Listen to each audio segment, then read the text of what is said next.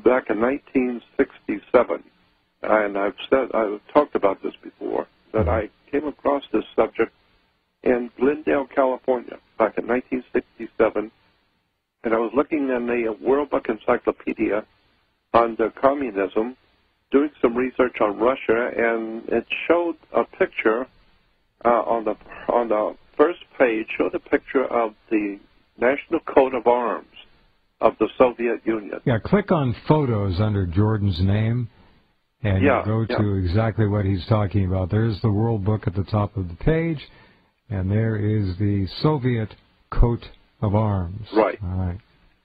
And I realized, because I have been doing a lot of research since '59, when I first arrived in California, on Nazism and fascism and communism, but it was until I saw that picture that it struck me that there was something of profound significance about the symbolism of the Soviet coat of arms.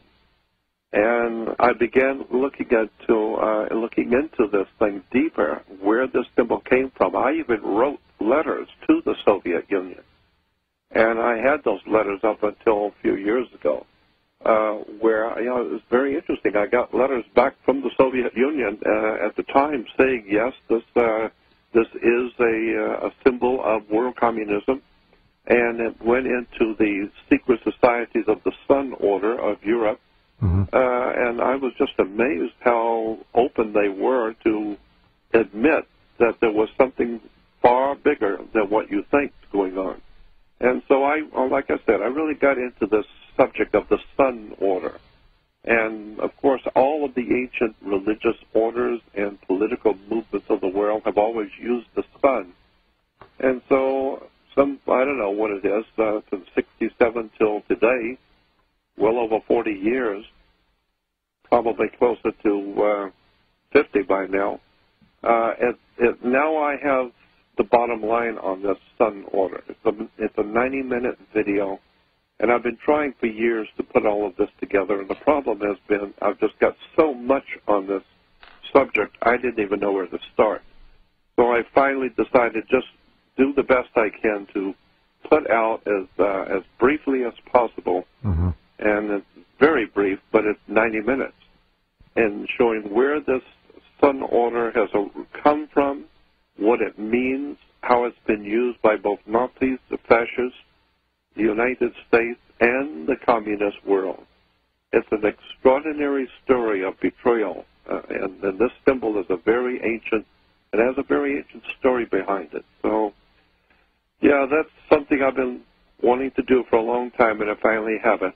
So you can order it off of my website. I hope you'll all go there. We need to talk about that maybe later on, too, about the implications of that symbol. But Jordan Maxwell .info is where we're at right now, and you can go look at the pictures there. Jordan's research is so extraordinary. Some of you who may have seen the film Zeitgeist are certainly hearing a voice that's very familiar to you in that film. A lot of Jordan's narration was used in that wake-up call, and you had a great voice. Did you do your own voice in the documentary, I hope? Well, I didn't even know the thing was being done until someone called me and told me to go watch the Zeitgeist. I had no idea what it was. So I had no idea in the world that this was being done until someone called me to tell me it was already out there. Are you my part on Zeitgeist, as you well know, because you interviewed Peter Joseph, and he said that the mainspring of the whole movie was my work, but I didn't have any part in it. He just took pieces from my my lectures and videos and kind of pieced it together. And a lot of people have done that now. If you go out on the web, there's a lot of things out there with my name on it that I didn't do. Other people are just using my voice and my work. You've spawned many a career, my friend.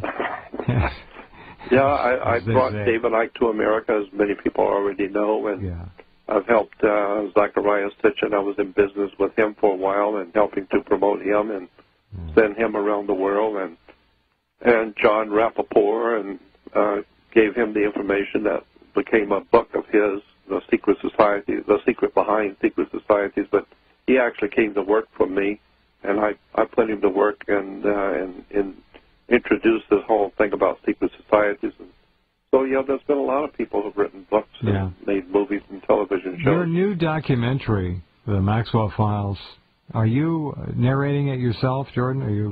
Yeah, no, on that one, the Maxwell Files is actually only a document. I took because I have so many people asking me, well, where did you get this document, or where can I find information on this or that? And so what I did is I just emptied one of my computers that I have a lot of PDF files. Oh, you've got so much material. You could have 30 DVDs. Oh, yeah, very easy. Oh, yeah. And so what I did is just dump the whole computer of files, all text files, into a DVD. Smart idea. You're creating a Maxwell library. Right. Okay, back in a couple minutes with Jordan Maxwell as we continue.